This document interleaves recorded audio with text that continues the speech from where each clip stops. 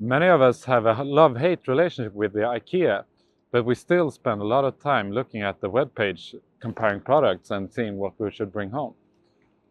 But I find the vintage IKEA so much more inspiring than the new ones. And what if I told you that IKEA has released every single one of their physical catalogs online for us to look at? That is truly a treasure trove of different pieces that's just waiting to be discovered. And I thought that I would bring you along with me to the ride. Today we're going to start with the 5 first catalogs, and I will make a series talking about these catalogs in 5-year increments to help you find the real treasures here. So what are we waiting for? Come on, let's go!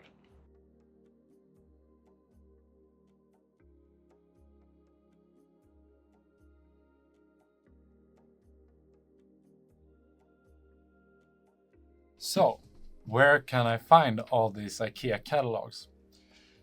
You could believe that you can find them at the IKEA website, where everything else is, but no, you have to go to another place, and I will show you where. So, if we go online, as you can see, here's the normal web page, but the IKEA catalog is to be found at the IKEA Museums webpage, where I am now. And it's not up here at the Visit and Explore and everything, it's in their digital archives, which they have published. So we go here, Explore, and there you find IKEA catalog. And here is the real treasure. I have spent so much time just binging these catalogs because I think they're great and they're a treasure trove of information, which I think you should also check in. But one thing to note about these catalogs is that they're in Swedish. IKEA didn't expand internationally until their first store in Norway in 1963. So when Ingvar Kamprad started IKEA, it was only Sweden. So all of these catalogs in the collections are in Swedish.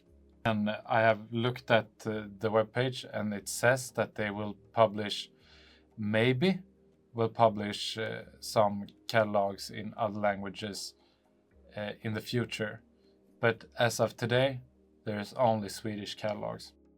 But I mean, you can still see the pricing, you can still see pictures, and you can still see the evolution that IKEA has done over the years, which I think goes above and beyond the language border. But as you see, we start in 1950. That is not an IKEA catalog per se, but I will talk about that more soon. If we are picky, 1951 is the first IKEA catalog, and then we go all the way to 2021, I think. Yeah, 2021. And that is the last year for the physical IKEA catalog. Now in 2025, they don't print it anymore. So 4 years ago, they released the last one. But I said that we were going to go through 5 catalogs today. So let's dive in. Let's go into the catalog from 1950. Or as I said, this isn't an IKEA catalog per se. What do I mean by that? By 1950, IKEA was an established company in Sweden. Even though they weren't as big as they are today, they still had some revenue. From what I can see, Ingvar started IKEA in 1943, according to the catalogs. And the first catalog-esque that he released was this catalog in 1948, I believe. And this catalog was an extra in another newspaper that was given out in Sweden during that time. So we reached a lot of households in a really clever way by including this in another formal magazine as a sort of a promotional for his business. So these papers were called IKEA Nytt, and this is one of the last ones from the spring-summer of 1950. And what's really interesting here is that you have the IKEA logo, the old IKEA logo, with a Gunnaryd next to it. And you may wonder, why a Gunnaryd?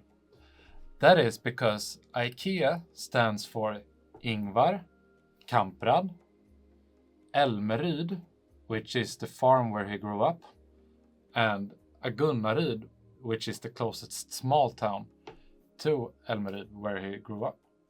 So that's in short what IKEA stands for as well.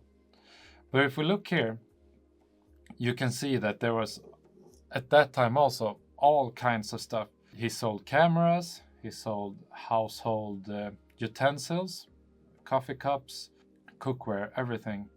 And these are kind of anonymous things, not maybe the most interesting to watch today, but I can imagine that people still like to have these at the bedside table when they went to sleep, when these were new, these catalogs.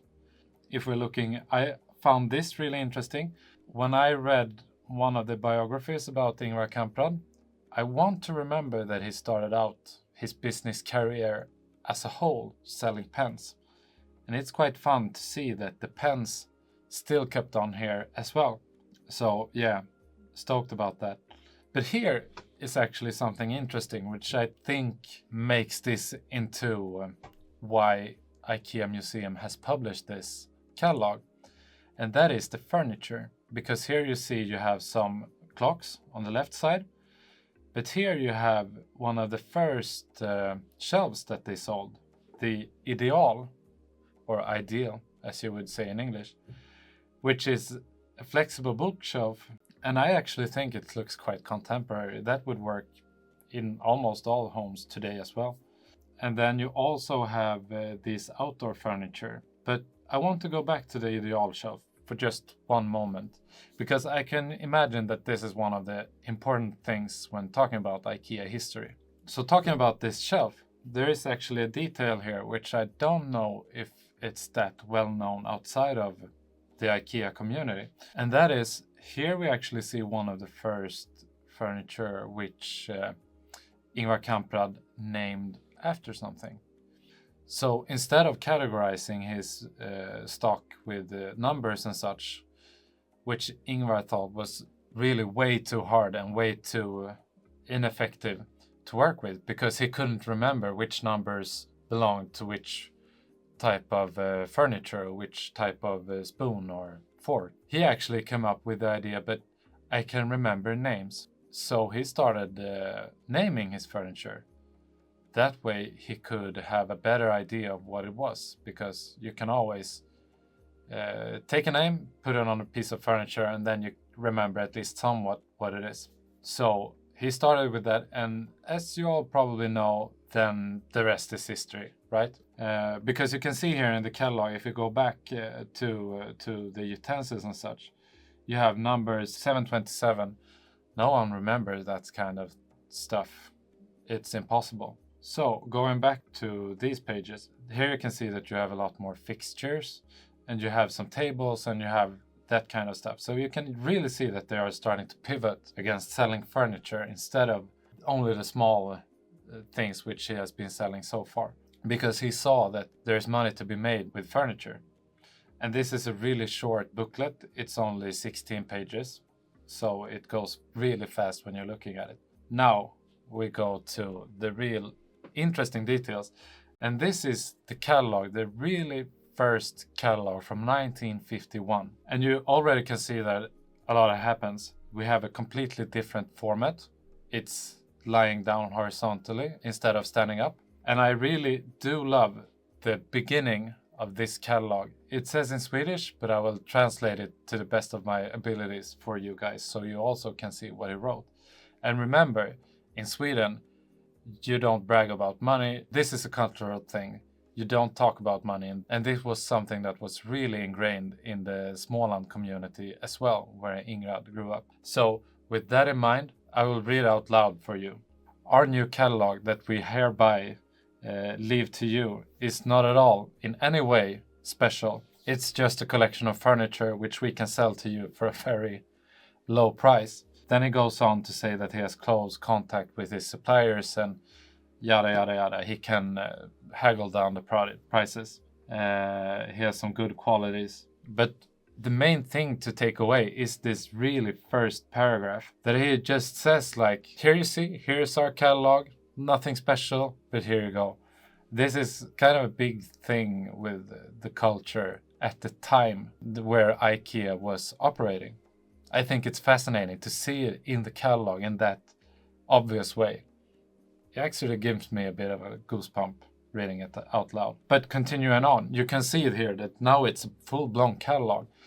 And he has also taken a step back, and he really lets the furniture stand out. As you can see as we go on, he just gives the furniture room to breathe, actually, in the catalog. And he has expanded it. The last catalog was 16 pages. This one is 68. A lot of sofas. You didn't see almost any furniture of this kind in the last catalog.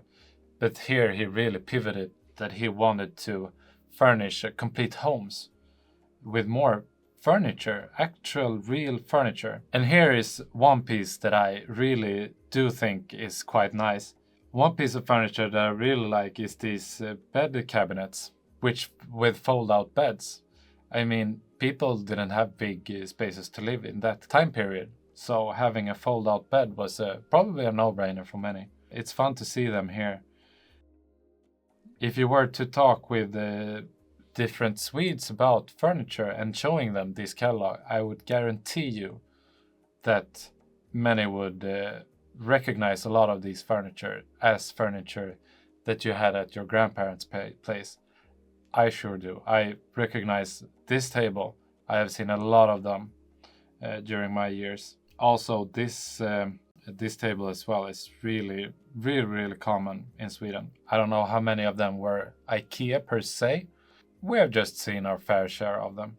And here you also have the ideal bookshelf. But going along, you see here we have furniture. There was a lot going on between 1950 and 1951. You can see that in the catalog.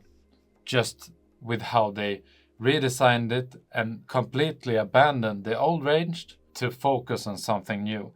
This was the start of IKEA as we know it today.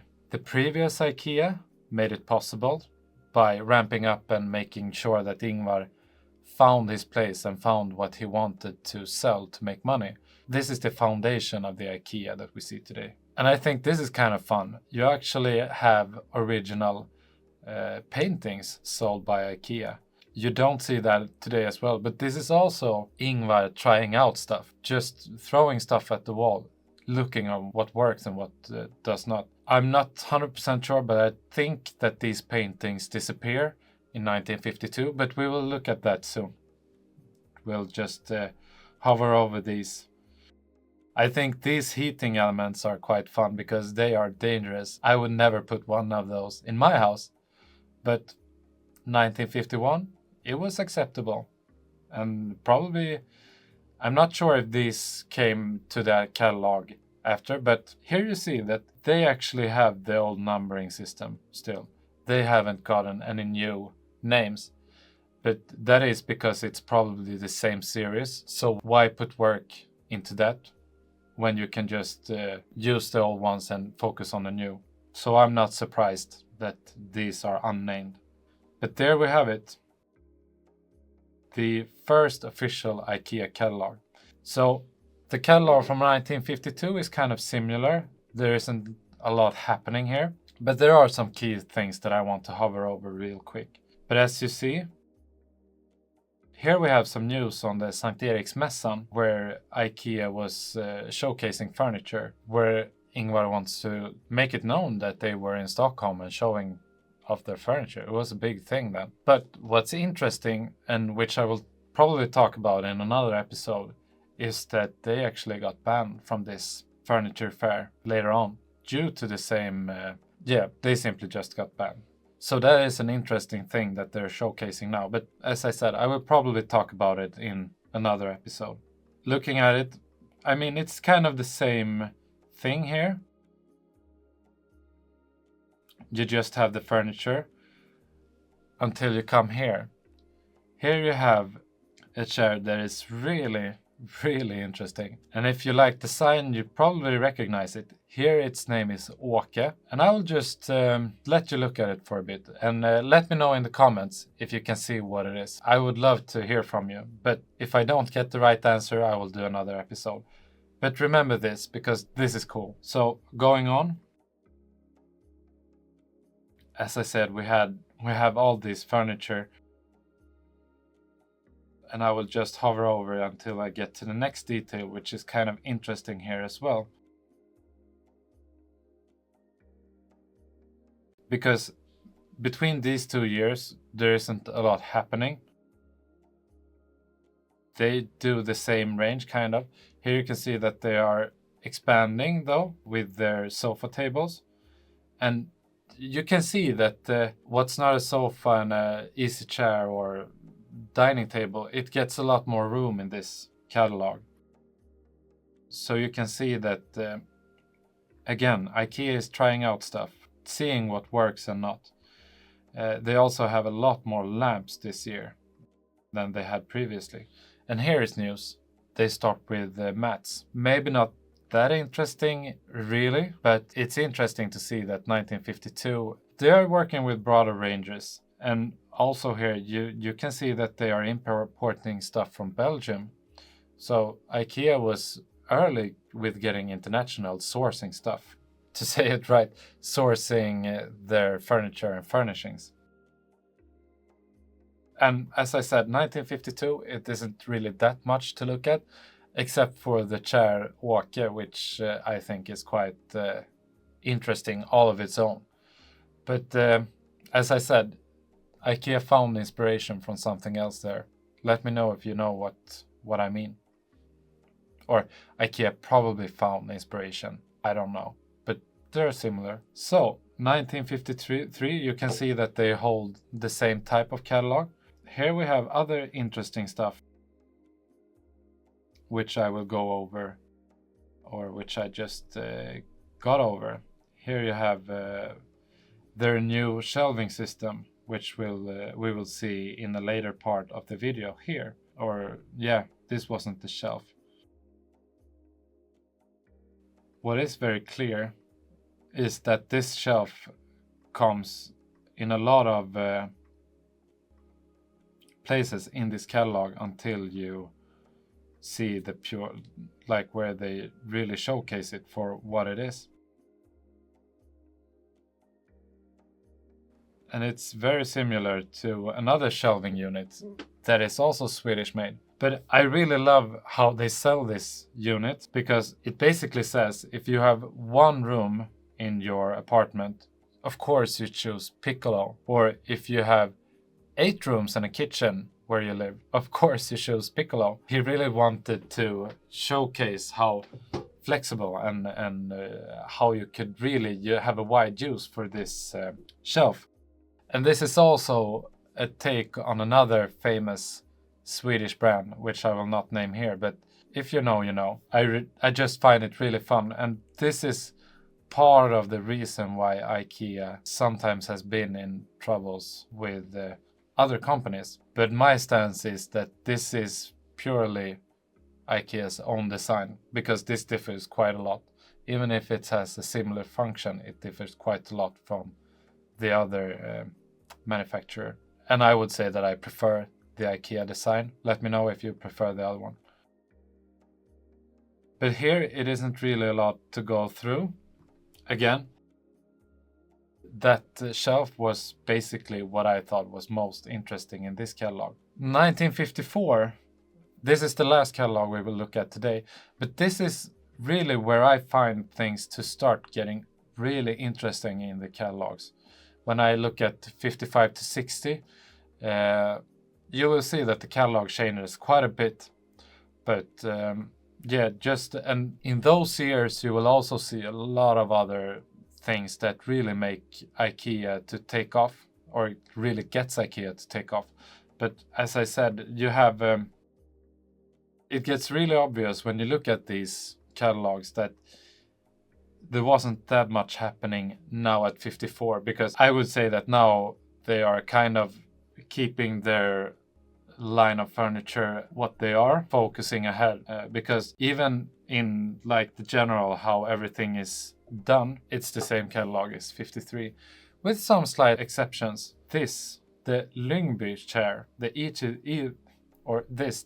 Lyngby Easy chair is another example of timeless IKEA design, which is really popular today.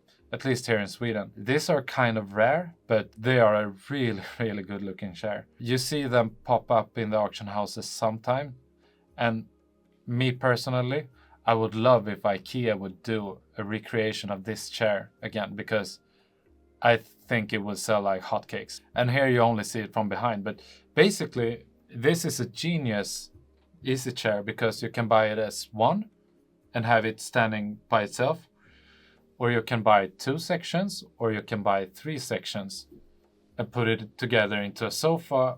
And when you're tired of the sofa, just split it up and you have easy chairs. Genius. Especially if you're someone who is buying something for your first home, but know you want to expand later on. Just buy 2 more chairs and you have a sofa. You don't have to do anything else. Or split them up if you want to do something else. IKEA, please take this one back. I would love for that one to be reissued. Enough of a rant. Let's continue. As I said, there isn't much new in this catalog to look at later. It's kind of the same furnishings. I will just look so I haven't forgot anything. But yeah, the Lyngby chair, really one of my top favorites. It's amazing. Yeah, totally. And here you can see the Piccolo, the success that keeps on giving. So it was obviously a good one, even though I haven't seen one in a while. So that is one of my white whales. I want to find one. Or several. Here you have the tables again. As you see, you can really see that they're getting the hang of it. How should we do a catalog that is big and that people want to look at? I mean, there is a big difference between this catalog and the first one from 1951. So much more professional. And here you also have where you can find the IKEA store, the physical store, the first one they opened in Älmhult. And how that one looked. Hopefully one day I will go down to Älmhult and show you a bit more. But for now, this is the first IKEA catalogs. And I hope you liked this episode. And I really hope that you want to see more of this, because I really enjoy making these and I really enjoy looking at the IKEA catalogs. And if you have suggestions when you are down in the catalogs looking by yourself, hit me up, let you know what your favorites are. And I will see if I can spotlight them. The more the merrier. Thank you.